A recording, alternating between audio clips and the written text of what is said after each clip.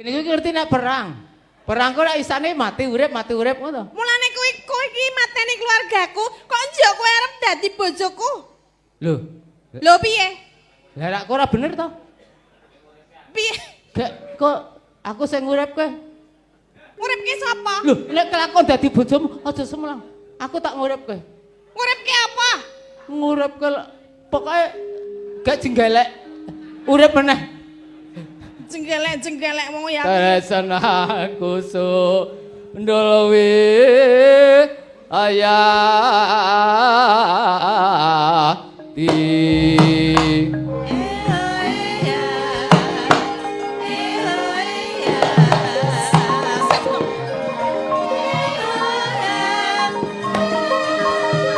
Ngawang malang nyangkal butuh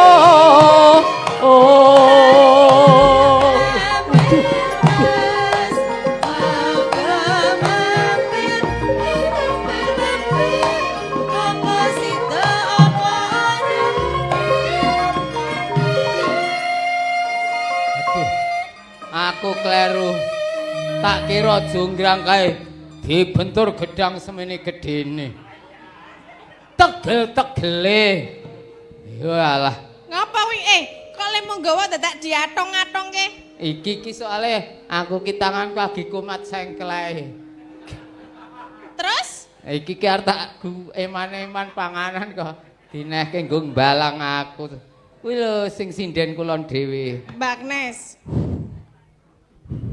oke ini ambekan wis Senin Kemis kok arep main-main karo aku.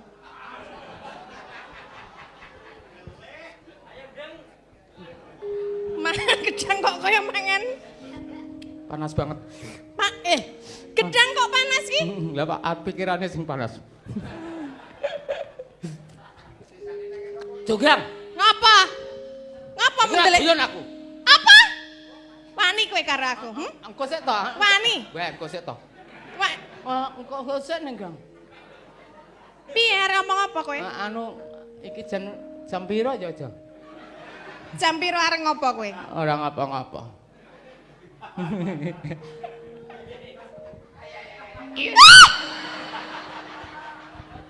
Kok wani-wani nek demak. Adek yo melu nglirik kowe. Open. Terus ke? Le nembang. Ning aku akhir tok ladeni kowe gelem aku. Wegah. Kowe apa? Wegah. Ora gelem. Ra. Kowe gelem ora? Kowe yo ora? Kowe?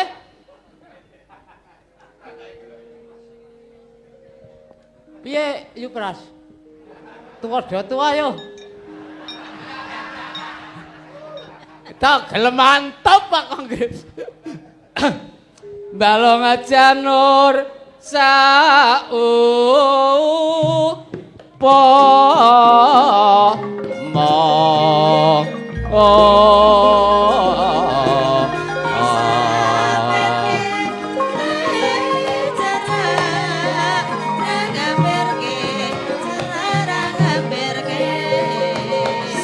Satyanono Bronto Mami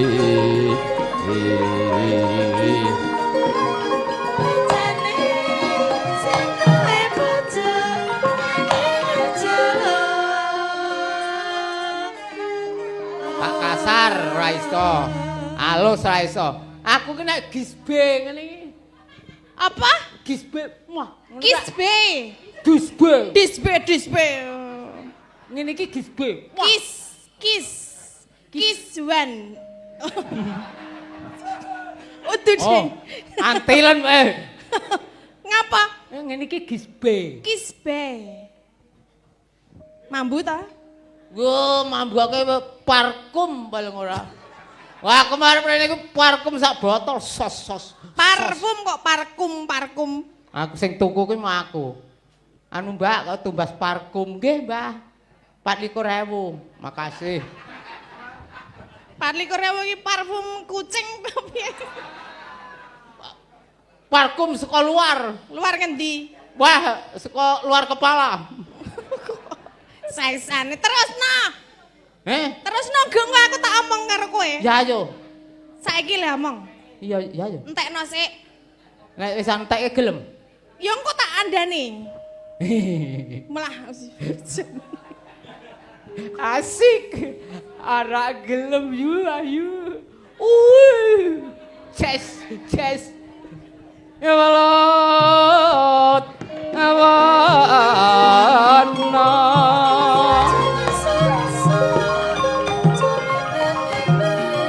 Wong ayo son lela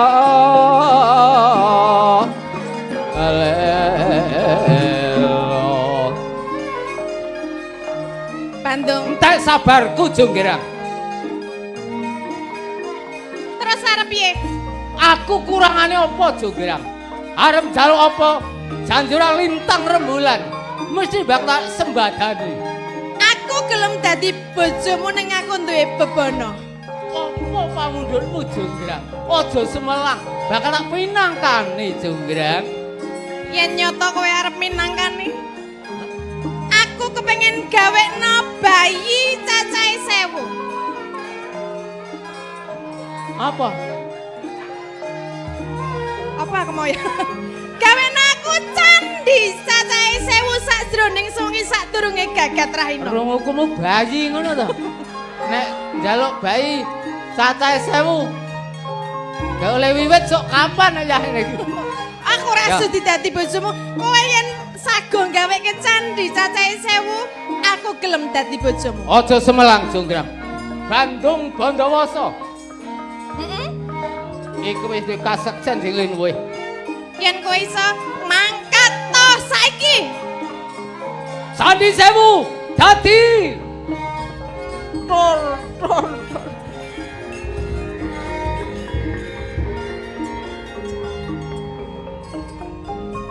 Halo. Wis kelakon aku nyipta candi 1000 cacahe. Ora suwe meneh kowe dadi garwaku Jonggrang. Aku urung percaya. Yen aku urung ngitung cacahe candi. Wis cetha genep Jonggrang. Ora percaya? Etungen Jonggrang. Sik tak hitung sisih kono. 1, 2, 3, 4, 5, 6, 7, 200.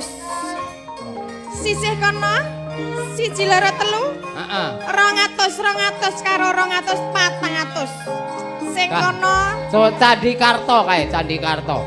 1, 2, 3, 4, 400 dadi 800. 1, 2, 3, 4, 5, 6, 7, 8, 300. Pira? Guys, Pujul, sik Bandung. Kok sik mau wis 800. 800 kene 1, 2, 100. 1, 2, 3, 4, 5, 99. Bandung. Kabeh candi sing mbok gawe anane gur 999 kurang 1. kae dadi kurang 1 Jonggrang. Kurang 1. Yen ngono genepe kowe Jonggrang.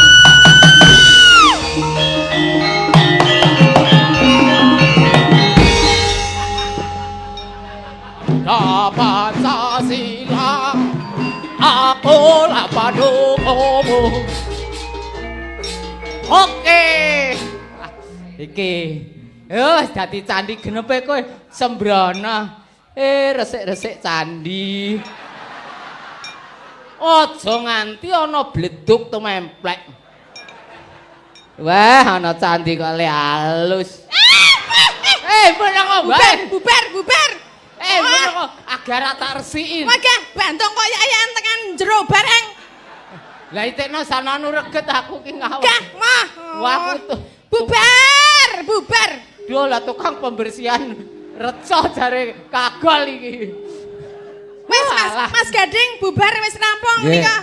Candine pun tekan Prambanan wis. Dadi empun nggih Mas Gading. Mendara Jonggrang meteng nganggur wis sak karepe. Oh dadi candi kok meteng. Wah ya Ding. Sampun menika Bapak panitia nggih kurang Nggih, luwih sampun. ngeten niku nggih. Enten kurangi nyuwun pangapunten menika maca layang selanjutnya wae yuk. Nggih. Menika saking Mbah Wagisar. Bakule Lombok. Enten toh teng mriki. Oh, Mbah, njaluk lomboke, Mbah. Ya? Ah? Lombok teropong iki piye? Mbok topong ku sing gedhe ku lho. Gede. Dawa. Ya ora apa-apa, aku seneng kuwi. Lagu Selendang Biru. Campur nyawer tak tileki ya, Mbah ya. Hah? Ya. Heeh. 200. Oh, matur sembah nuwun, Mbah. Mugi berkah barokah lomboke tambah laris Matur nggih, manis. Mbah. Benjang Ya. anu lomboke kayak sekilo 10 on pokoke. Ayo bener kowe iki. Anu 10.000 nganti 10 on. Dari Bapak Kirman Bogor. Digawe ger pokoke. Wah, iki ming dikon gawe ger. Kayak piro iki? Nyuwun lagu mboten, Pak? Ora. Sampun nyawer Rp100.000. Nggih, matur sembah nuwun berkah barokah Bapak Kirman Bogor. Saking Bogor, bapake Nggih. saking Bogor. Matur nuwun. Ngerti rong penyanyine, sik lenggah iki lho. Oh nggih, matur sembah nuwun nggih, berkah barokah mboten nyuwun lagu. Mboten, oh nggih. Menika Saking Bogor senes. Lah gene aku iya. lah piye Hah, kok? tak- Sing bener Nang- ki ndi? Oh dari Kalimantan. Oh. Makasih. Dari Kalimantan ya. Nggih, saiki ngedeke sinden Mas, sindene Nggih. ayu-ayu. Urut sing Mbak Ayu kuwi wae sing rengun ben langgame nang ngarep-ngarep engko selanjutnya. Terus yang lain agak gumiak-gumiak ya. Nggih. Oke. Nggih. Ke Mbak Ayu. Ke Disepoti, monggo. Disepoti Mas.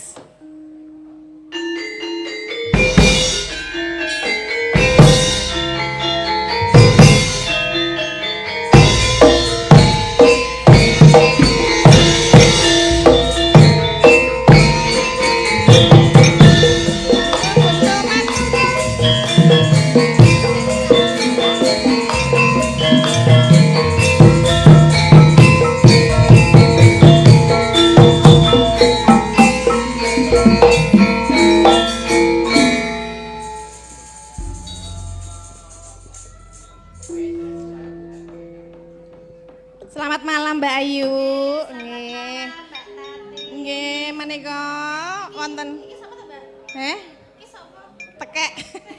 Tekek lorek. Oh, namanya Mbak Ayu. Makasih. Makasih untuk Namanya Mbak Ayu. Awakmu nek nang ngisor iki iyup lho, Mbak. Lah ngapa? Anak kanopine to. Kowe padake teras ngono apa? Yo. Moga-moga tolong sasi ketularan morongos kapok. Ya ora iso. Ya sapa ngerti ana sinden-sinden apik-apik do sengit karo aku kayak ketularan morongos. Enteng tresna jalaran ya ora luwes. Met-amit. Mbak Ayu, menika wonten pamundutan rengu saking Pak Totok. Oh, nggih, dipun pinangkani, Mbak. Nggih. Langsung napa? Langsung mawon nggih. Ben saya gumiak. Celuk. Sampun Pak Dalang. Pun. Mbak Tatin sampun, Mbah Klawor. Nggih. Niki wonten saking Mbak Linda jeng dipinangkani sak menika napa? Mangke. Oh, sekalian mawon nggih. Nggih, sekalian mboten napa-napa. Nggih. Napa lagune? Apa Mas? Bajing loncat. Bajing loncat. Ayo. Kok nganu. Kok bajing loncat ki nganu wae, kowe kan kok joget kari to. Saiki tak selendang biru sok kowe ngos-ngosan to. Dadi kowe lenggah sih. Saya kan karepku sisan le ngadeg ngono. Oh lho. ya. Aku sarle ngatek ya. Berarti dikancani Mbah Klawor iki kan joget. Ayo dadi bajinge, Mbak. Aku bajinge. Ayo dadi Ya. bajinge. Bajinge kayak ngukir-ukir buah-buahan. Ayo. Iki tukang kon ngadeg ngonceki. iki. Heeh. Aku ngomong kok ngadeg wisan. Lah kok semono wae? Lah jenise yen wong toko sajek ngene iki ya. Kok tidak ora ono mundake ngono lho, kudu mundak dhuwur ngono. Men mundak dhuwur ora mundak. Kira-kira dadi bajing saya kuat ora? Nek bajing ora ning aja delingan ya. Hah? Aja delingan. Dikepiyake? Aja didelingan. Dicalangan. Gur bajing tok. Oh iya, ora apa-apa. Nek bajing ki sing menek-menek kae udu. Gek kok ngrikiti buah ngono ya ana. Lah ngrikiti nggo apa? Enggak nganggo untu ngono. Apa nganggo buntut? Kowe Iya, tau ngerti? ya ngono. Lah aku ya ora ngerti to. Kowe tau ngerti bajing kriket-kriket ora? Ora. Nah, itu aku bajing to, kriket-kriket buah. Aku ki nyantol tenan malah. aku meragake bajing malah. Nggih, langsung mawon nggih.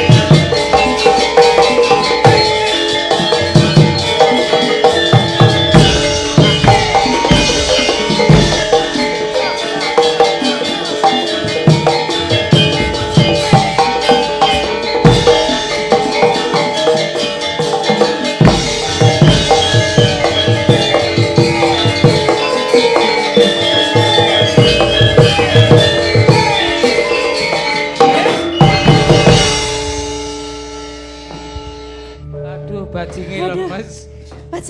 Bajinge lemes, larang-arang loncat. Mendahe nek bajinge lemune semene njuk kepiye? Lah mbok kita ora doyan mangan nang ngene iki. Nggih, sampun bajing loncatipun Pak Dalang, Mas Dalang. Gantosan Mbah Tatin.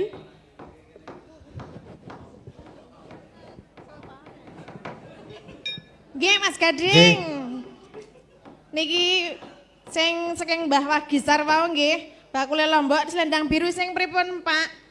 Kedep Tosma. Dangdut apa sing Jawa? Jawa oh ya, dipinangkani saiki ya, Mas. Nggih, monggo. Bareng-bareng nggih ibu-ibu nggih. Nggih. Buka celuk. Apa arep endi? Oh bonang nggih, buka bonang.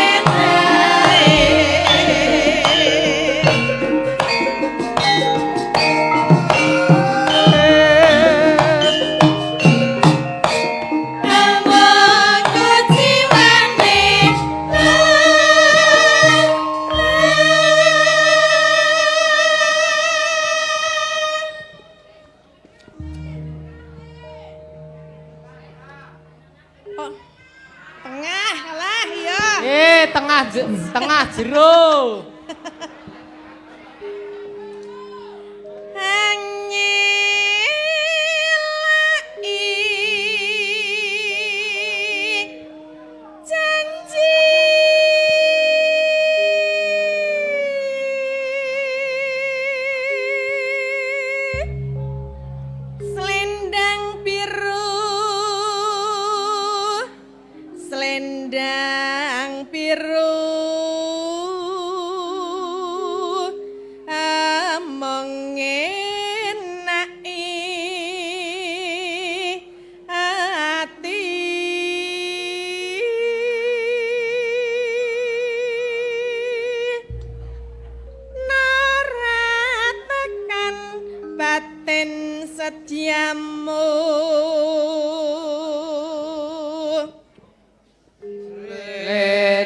selendang biru.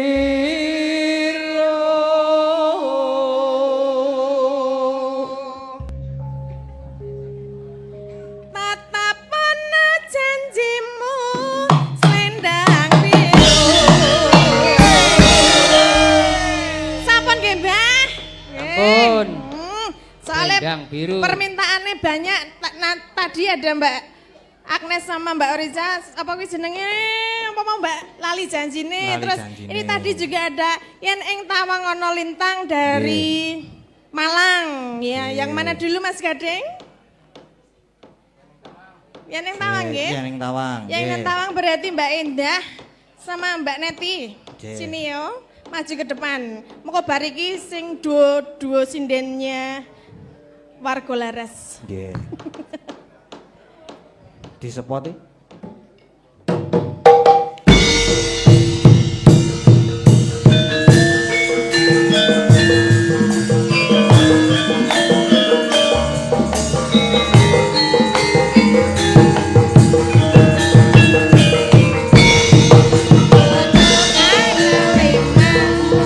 Rupa-rupa warnanya kuning kelabu, merah muda dan biru. Ya, selamat malam Mbak Endah, Mbak Neti. Ya, ini ada permintaan lagu. Ya, Mbak Klawar biar istirahat dulu. Bar mbajing, ya ta? Bar mbajing loncat sama Mbak Ayu capek ya. Menggeh pindo. Iya, mangga. Ini ada permintaan dari Malang, Jawa Timur. Iya. Yen ing Tawang Ono Lintang ya. Buat kalian berdua. Monggo pakai mic saja. Micku ae kok, mic saja. Lah dirimu nek jagong po? Ya aku joget ya. Oh joget. Oke.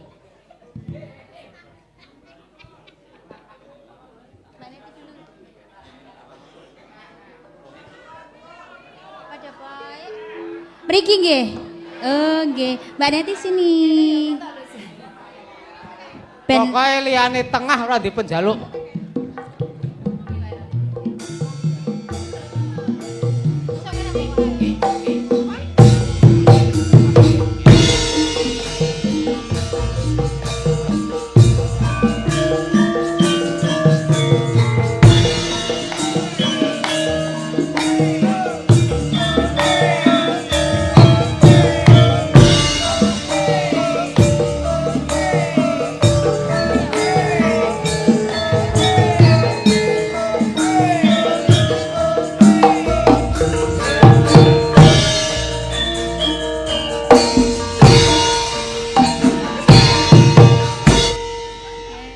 Ya, terima kasih Mbak Endah, Mbak Neti. Nggih. Wis, pokoknya pengrawite ojo entuk leren. Lagu dan lagu terus. Apa lagi? Anda apa? Oke. Oh, Mbah Prastiwi. Nyuwun Liwong Wus. Oke. dari Bogor ya. Kok jatah ibuke nanti suruh mengliwung kari dewe ya. Nggih. Ya ini monggo silahkan. Ayo sekarang Mbak Agnes sama Mbak Oriza Nggih. minangkani pamundutan lali janjine. Disepoti Mas, pokoknya Disepoti, aja nganti monggo. leren ya. Aja nganti leren Mas. Lali janjine Mbak Agnes sama Mbak Oriza. Ya, lali janjine.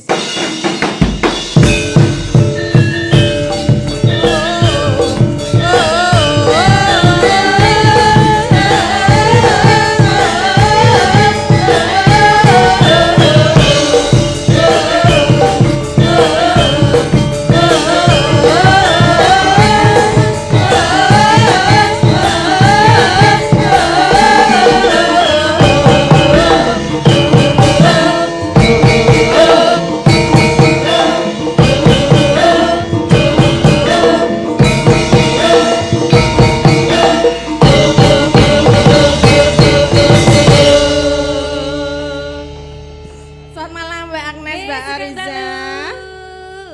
Selamat malam, Mbak. Kenapa Mbak Oriza rada lemes? Enggak lemas. Enggak, ya harus semangat ya. Iya, semangat. Silakan menyapa dulu untuk masyarakat Kalipakel. Cis, geng dalu sedaya kemawon masyarakat Kalipakel tasih dereng ngantuk nggih? Alhamdulillah. Nggih, mangke mriksani dugi rampit pagelaran wayang. Amin. Nek ora rampet? Hah? Nek ora rampet? Ya wis mulai to berarti.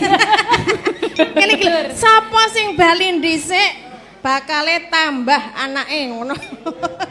Lah iya. Tambah anake. Nek sing ra duwe ya piye ya? Ayo kowe Mbak sik bali dhisik kowe berarti tambahan.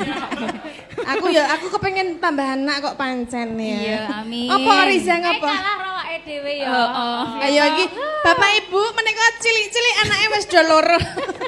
Ra apa-apa boros. Ra apa-apa iki brojol-brojol kaya nandhake nek subur makmur. Lah iya, amin. Bur.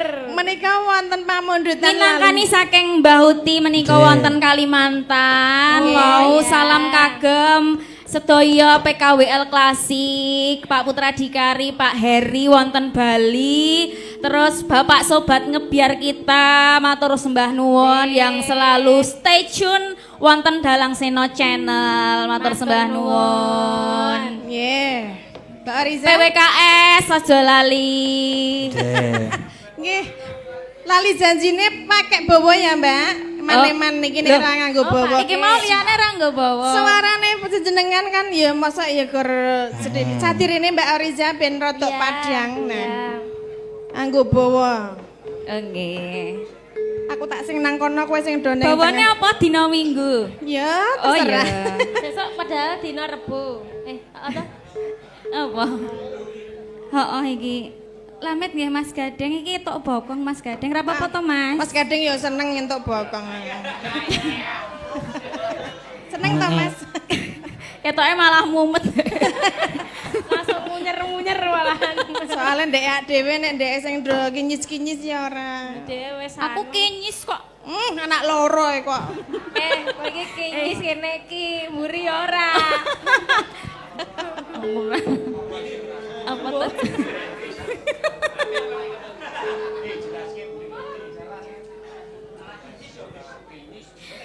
Wes urung. Wes. Dina Minggu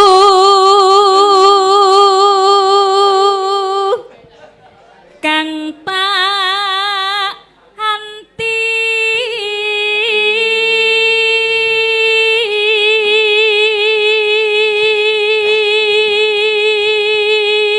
Niki sing serak son kupinge emang bunteti.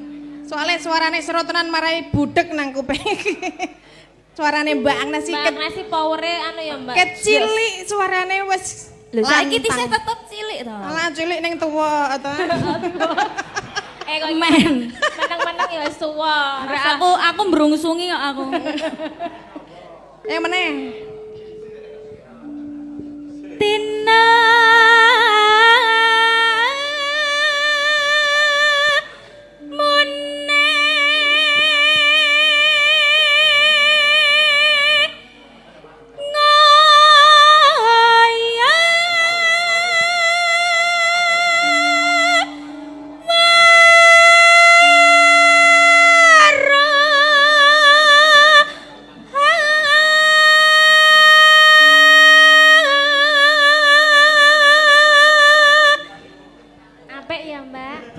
Sae. Kentenan.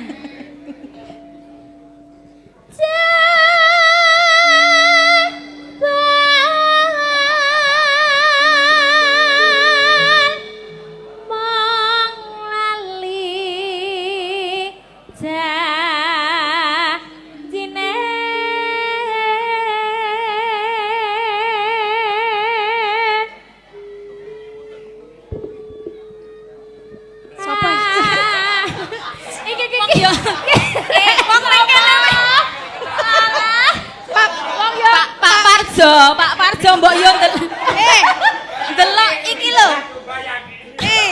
Wong-wonge nang kene kaya ndelok nang HP lho, mbok madhep mburi ngene Pak Parjo.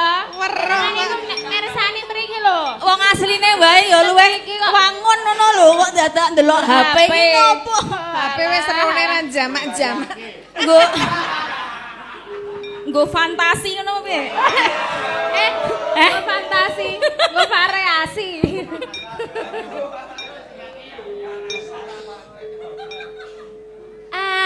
Anane pijer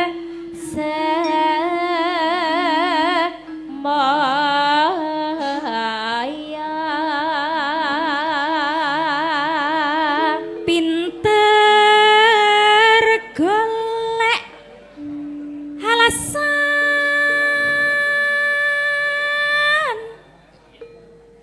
ngandar andar angen dukur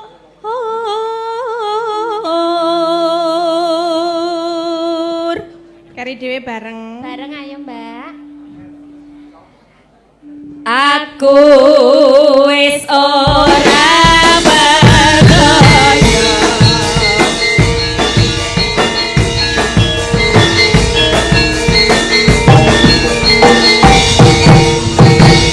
berdaya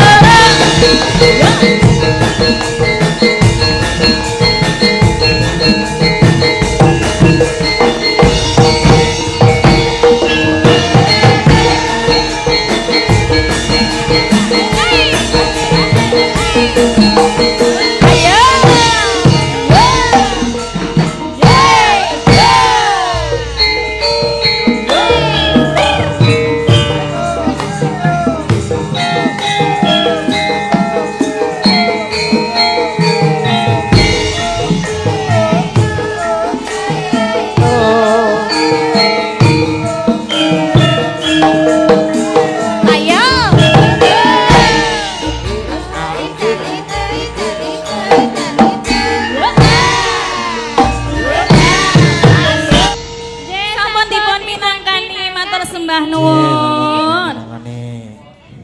Nggih luar biasa duo sindennya warga laras yang ginuk-ginuk dan yang beranak dua. Menik-menik. Iya ora apa-apa najan to ndek anak loro tetap energik. Iya. Wis sing kono-konone rada ibu-ibu rada kalem-kalem sing energik ya ono ya Mas Gading. Nggih. Nggih.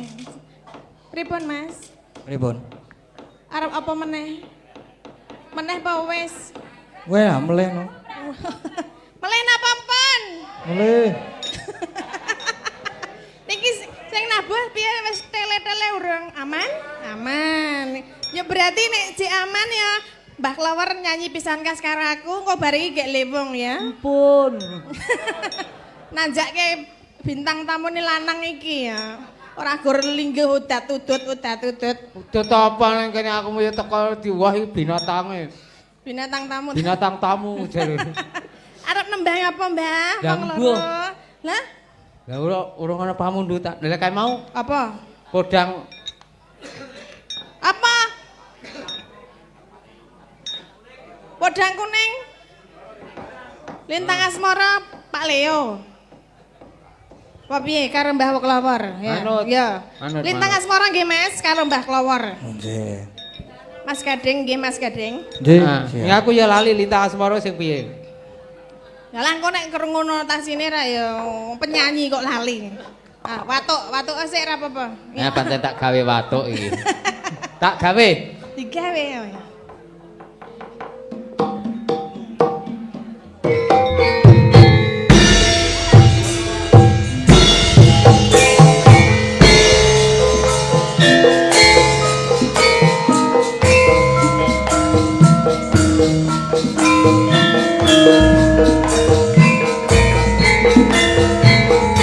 Ah, Yeh, sampun. Lintang pokoknya pun. asmara. sah. Sah. Dos pundi Mbak Cange? Dos kalih nggih. Dos Oh, terus tunggal, enten dos lewong kalih. no. Oh nggih. Nggih, Sakmenika lewong buke. lewong. Sapa sing Ibu Hmm. Prastiwi wau Nggih. pamundutan lewong panjenenganipun Ibu Prastiwi.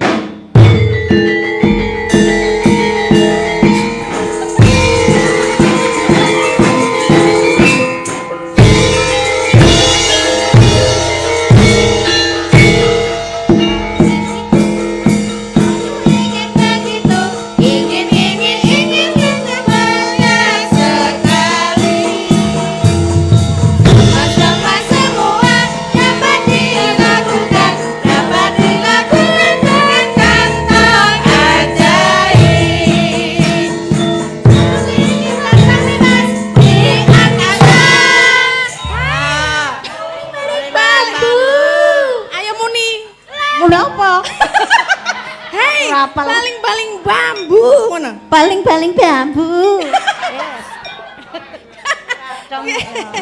Doraemon iki anu nih, nampak iringane Doraemon, Bu. Oh iya. Cak delok mboten. Mboten tahu. Oh, karang ya. Karang yo beda kaya nek Bu Pras zaman Bu Pras iki delokane ora ngono. Senenge film Unyil. Nek zaman biyen ya unyil kaya Bu. Unyil Ora Doraemon. Bu menika wonten pamundutan Nggih, liwung iya. panjenengan ingkang kapurih menembang. Oke. Oke. Monggo. Mas Gading. Nggih. Ayo liwung nggih. Nggih, Liwung. Nggih.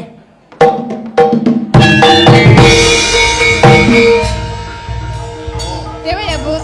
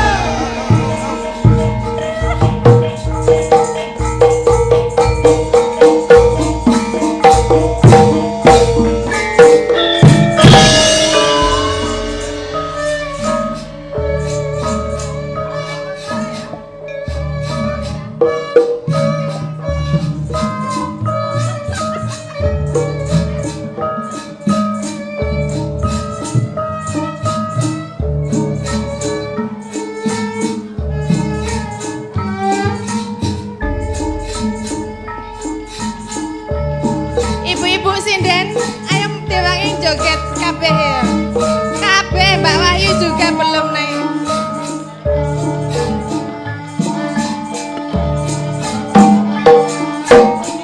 Kabeh joget diwomek.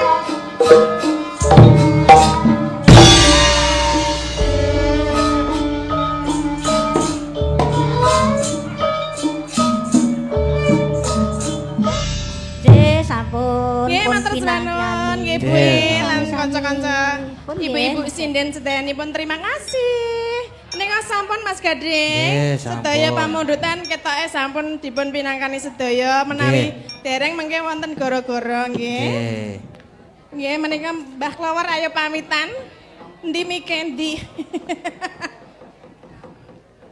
Kang menika wonten ngarsanipun Bapak Lurah, Bapak Dukuh, Bapak RT sedaya warga masyarakat wonten ing Kalibakel mriki. Nggih. Menawi kula kalian Mbak Tati marak sowan kirang pas mboten dadosaken kersaning penggalih nyuwun agunging samudra pangsami. Nggih. Kanthi menika kula kekalih ngaturaken paribasane ana kriyang temumpang Apa? layah.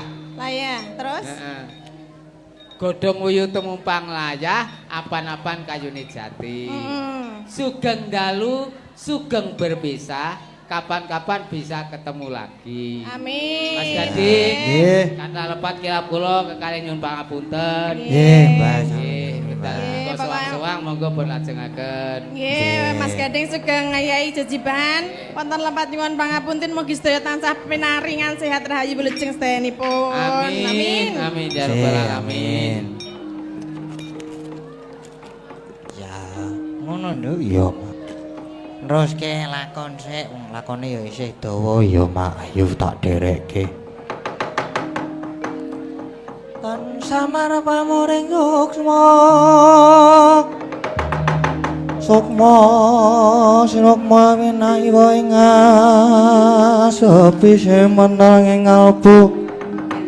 Bambu kaning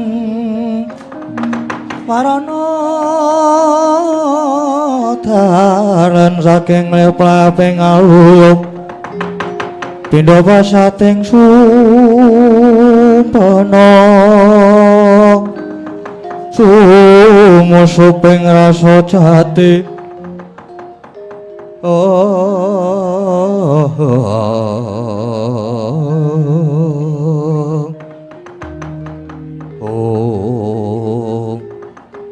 Sedegek semanten gadul apa kocapa ingkang medal Jawi. Raden Werkudara ngengawi dhateng Waraputra. Kumlawening astu ingkang pindha kumblebeting daja. Akarya kagating kalih Waraputra selanyawating beber minawa tepung jol.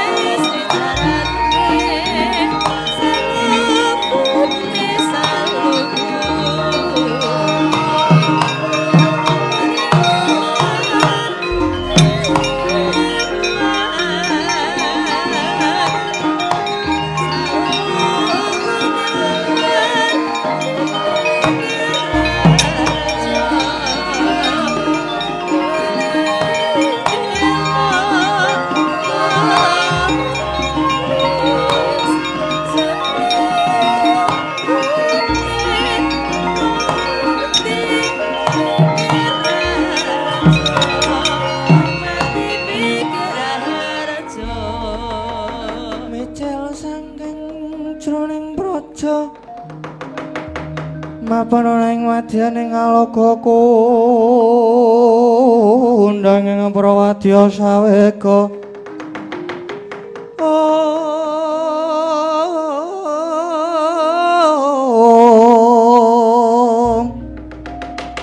Asura tambur miyang suling pandhen daludak miwa pandira kakandha mawarna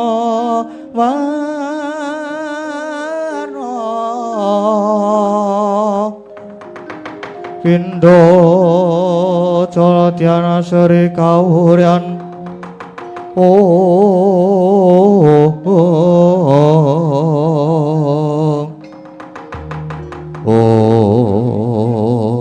Rama Kyai kepareng ingkang putra pringgondhanipun Gatotkaca juwadung dawuh nadyan ingkang putra pun Turja ugi nyadung dawuh Kanjeng Rama Kyai aku ya nyadung dawuh Pak.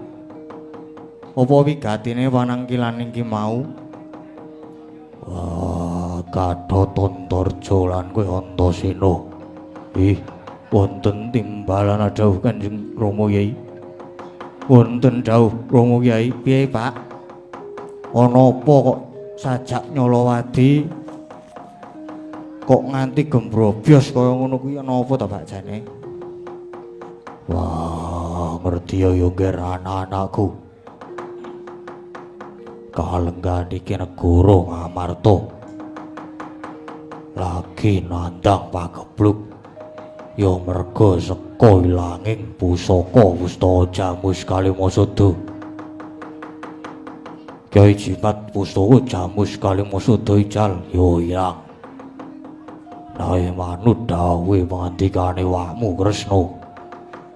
Wah, ilange Jamus Kalimasada kuwi merga dicolong.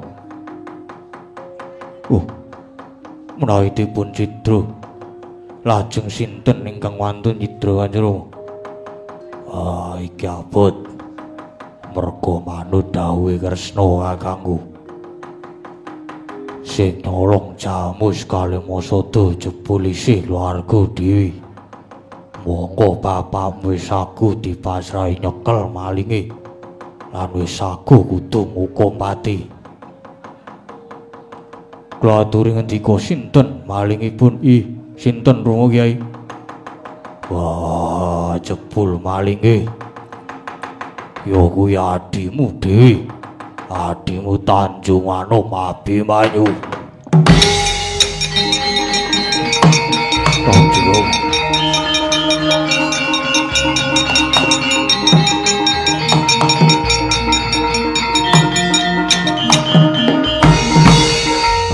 Kanjeng kula mboten nglentu pamireng kula kados mboten pinanggih nalar. Adik kula Abimanyu dados Duratmaka. Wah, maune dhewe aku ya ora percaya. Nanging dawuhe wakmu Kresna kasunyatane pancen mengkono. Gatot lonten dawuh. Ayo melu aku. Wah, goleki adimu Abimanyu. Yen pancen malinge kuwi Abimanyu, wah aku kudu tegel.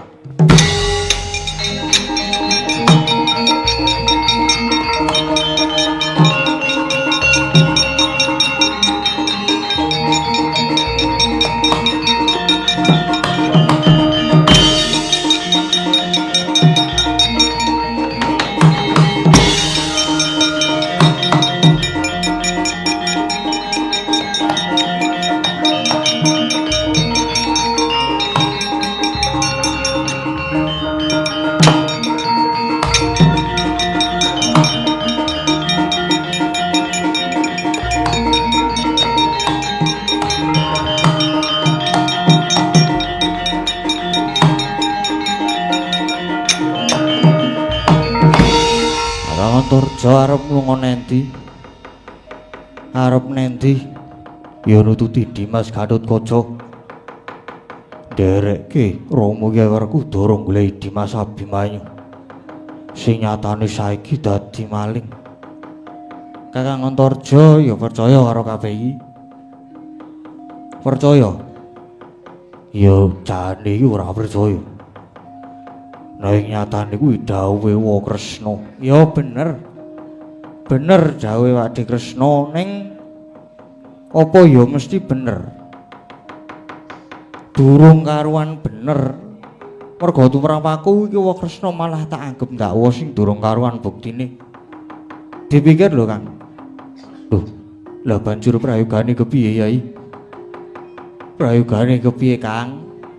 Abimanyu ki kepiye wae isih sedulur. Lan Kakang Antarja ya wis apal to karo Abimanyu ki wonge kepiye. Ketoke kok ora ketemu ngakal nek Abimanyuane itu minta Allah. Dadi aja gegabah sik. Wis saiki ngene. Bener lan orane babakane iki kudu ditaliti dhisik. Merga iki rasaku kok cubriya karo Wa Kresna sing sajake lagiane iki beda.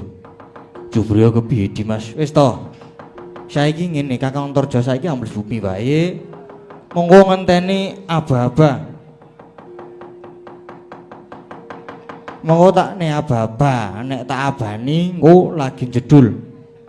Iya, aku mung manut lah Dimas Antasena kepiye? Aku tak nyeraki Pakde Kresna wis. Ayo Kang ora usah kesuwen kok ndak selaki Kang Pakde Kresna Kang.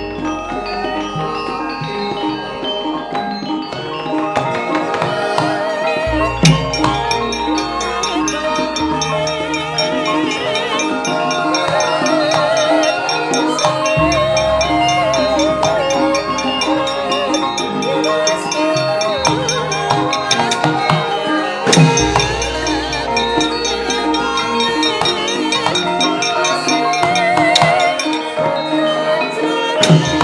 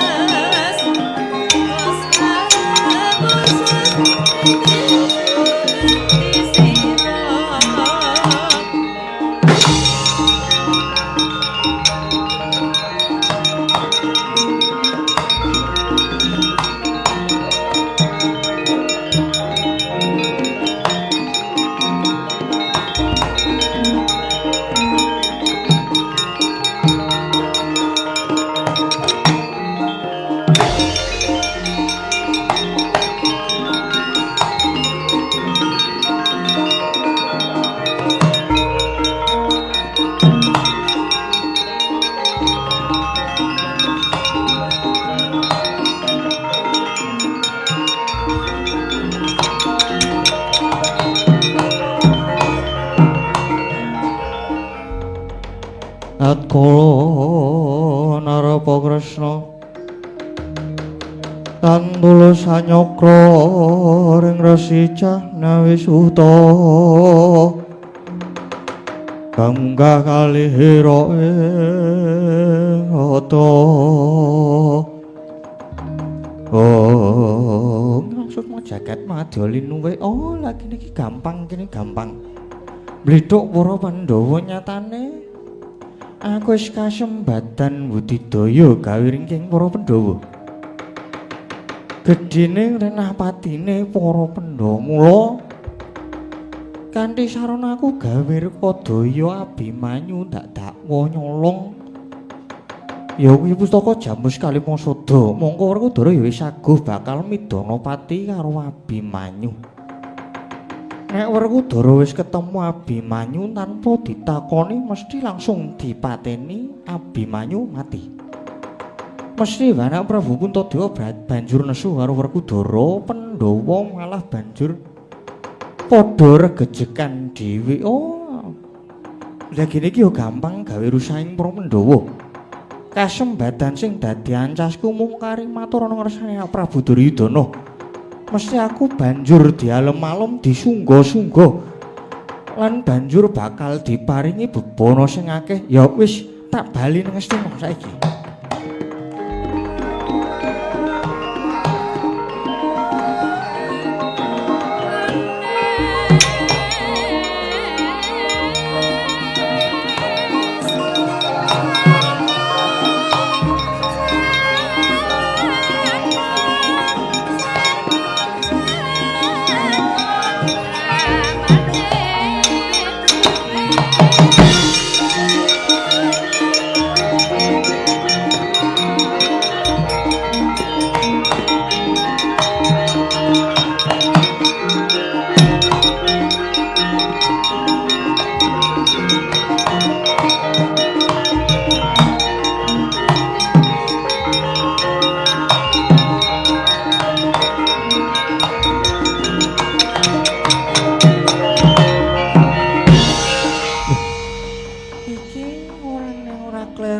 Putuku Antasena to? Putu kepiye? Kok putu aku ki pernah iki purunanmu dudu putumu. Oh, ading ya. Purunanku anakku Antasena. Ana apa kok nyeraki aku? Ya mung arep takon bae kok. Jare Pak De Kresna mau dawuh nek adikku Abimanyu nyolong Kyai Jamus Kalimasada. Apa kuwi bener to? Ya bener mengono nggih Antasena. Lah kok Abimanyu wani nyolong Jamus Kalimasada kuwi kira-kira iki arep nggo ngopo? Lah yo nek mbok menawa BU barang. BU ki apa? Butuh uang. Oh. Ane Abimanyu kuwi sugih ki.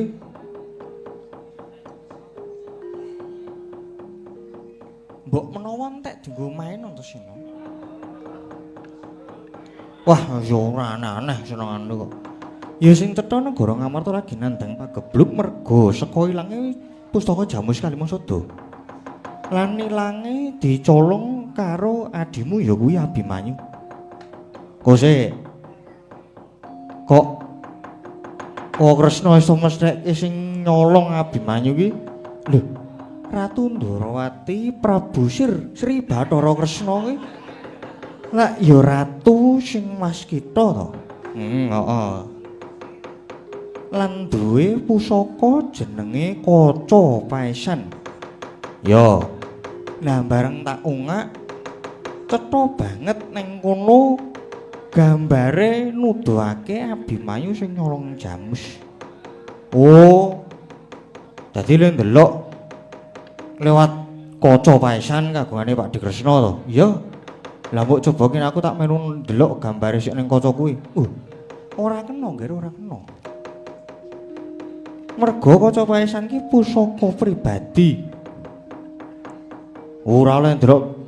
Ya wis ora apa-apa. Ning aku kepengin ngerti wujude kaca paesan kagungane Pak Gede Kresna kuwi sing ampuh. Mbak aku dituduhke aku didelokke kaya ngopo to wujude iki kok kepo soalé aku ki. Ya kena wae Antasena.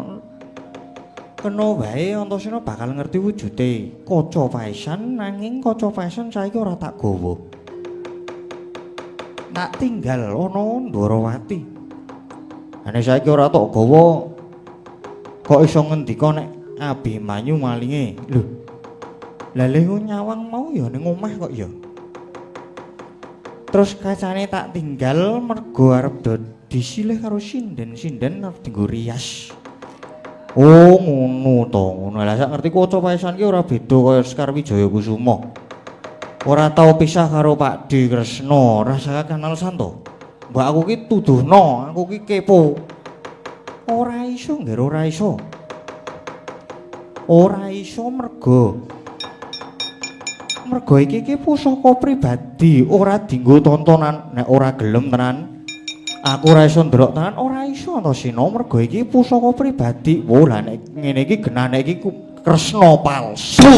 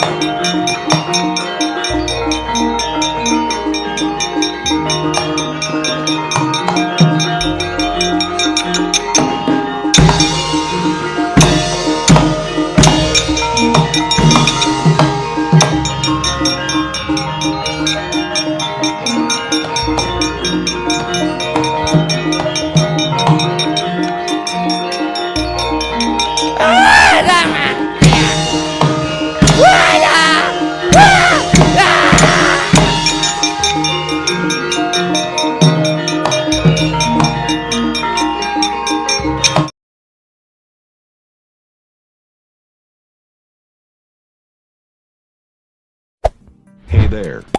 Subscribe to my channel. And also press this bell icon.